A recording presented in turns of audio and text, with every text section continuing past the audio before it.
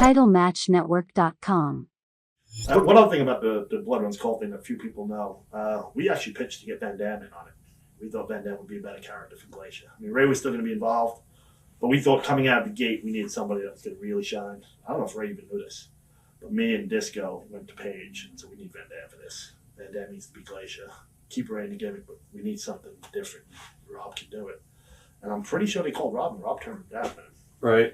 I don't know if you know that or if he's ever, I didn't even know that. Yeah, I don't know if he's ever let it out. And I don't know if he knew that the gimmick was that.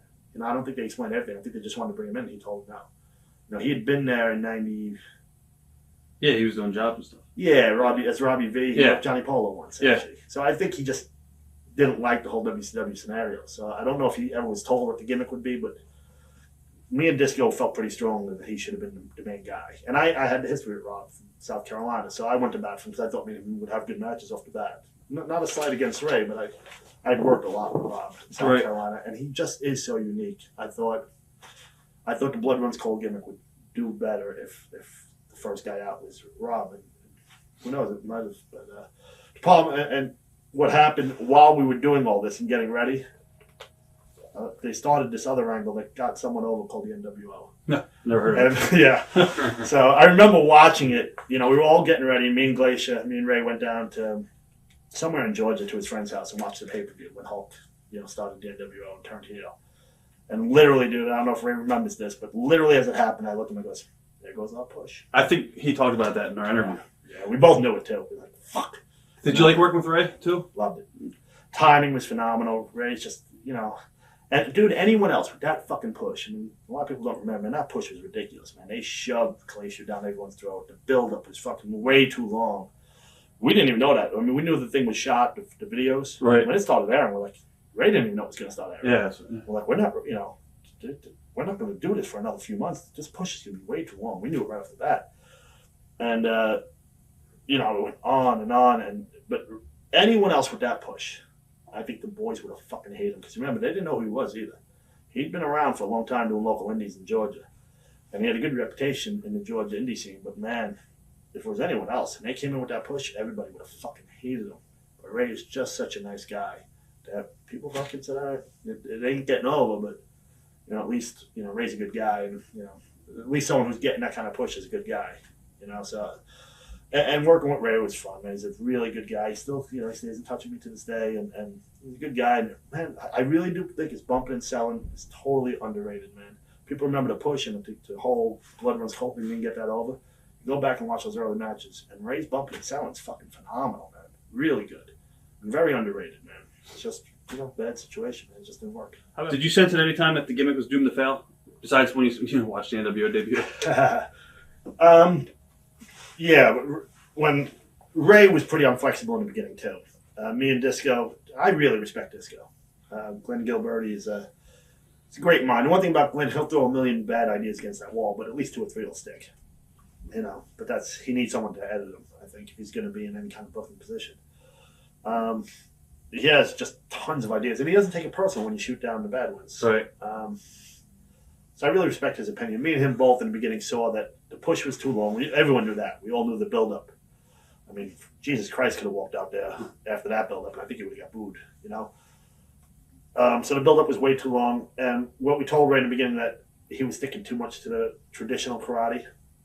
We thought, it's a martial arts gimmick, and Eric wanted to see martial arts. But you got to back off of the karate and the stances and shit. And we tried to make some adjustments, and I there were things that I think Ray should have changed in the beginning, and he didn't, even after we told him he should. But I'm telling you, I don't know if anything he could have done. I don't know if Rob Van Dam could have pulled that one off now. But that long of a build-up, and people forget how powerful and well-produced those videos were, and nothing was being produced like that back then. Nothing. Those build-ups, those Blood Runs Cold videos, and remember what the Blood Runs Cold is. And Blood Runs Cold, your world is about to change. You're telling the wrestling world it's about to change. All right. You better bring out somebody like Jesus. Rob, fucking awesome, but man, I don't know if he could have pulled it off. And that was a tough build-up, man. So I don't want to blame Ray. I think he could have tried some different things than he did.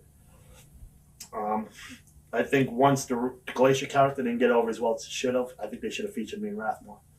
I don't think I should have lost. I think they should have. There was planned build-up for me too. Mortis was the second character. there was going to be me on a fucking boat with the fog coming up and fucking Talesman fucking or whatever, the deaf guy on the boat. And, Vandenberg was going to be involved. Jim Mitchell was going to be involved in it. There was going to be a similar build-up for me, but after the Glacier thing didn't work. Instead, I got an interview on Saturday night when Kevin Sullivan went over to fucking Vandenberg 2 minutes before. What's your name? And he used Darrell Van Horn on the Indies. And that's Darrell Van Horn is a character Jack Nicholson played in Witches of Eastwick. Can't use that. It was like, movie name. What's your real name? It's like Jim Mitchell. He goes, we're going to use that. Jim Mitchell's like, I don't use my name, man. So he had to come up with James Vandenberg on the spot. And this is the Saturday night taping before the pay-per-view. And he's like, all right, we're going to do an interview with you two. And you're going to introduce the character that's going to wrestle Glacier. So my build-up was literally a Saturday night interview. And right before we do it, Kevin Sullivan goes over to Mitchell and goes, I don't want to see anything like Jack Nicholson, no devil worship, none of this, none of that, none of that. I'll go do it. So poor fucking Mitchell, man. And, he's doing the majority of the interview for me. And then I did 3 or 4 words, and that was it. And that was the build-up, and then I wrestled Glacier on Uncensored. My debut as Mortis. Get beat, clean, which that's a horrible way to debut. And even worse than that, which me and Disco really fought, was after I got beat, Wrath is making his entrance. That was supposed to be another 2 months before Wrath came out. Now they want Wrath to do a run-in, so my whole fucking thing is pretty much you take Mortis, throw him out there, beat him, and I'll bring in the next character. So I don't think Mortis had much of a chance. And then they told me, they didn't do much with Wrath either. They could have. I mean, Wrath, I think, later proved he could get over. When he came back and did that pump handle slam thing, that got over huge. Yeah. And, in my opinion, Nash squashed that because Nash was threatened. Ernest, did you get to see the movie The Wrestler at all? I actually have it on DVD, believe it or not. A friend sent it to me. Right. I was supposed to watch it yesterday. I haven't. Okay. I was going to ask you what are your thoughts on him in the movie, but you got to work with him a lot, and he actually accused you of being a racist at one point in an interview for spitting on him after the match. What are your thoughts on that? Oh my God. Literally, I mean, I think if you're part of a suppressed group, if you're the victim of bigotry and prejudice, and as a gay person, I've seen it my whole life. Since I wasn't out till I was 36.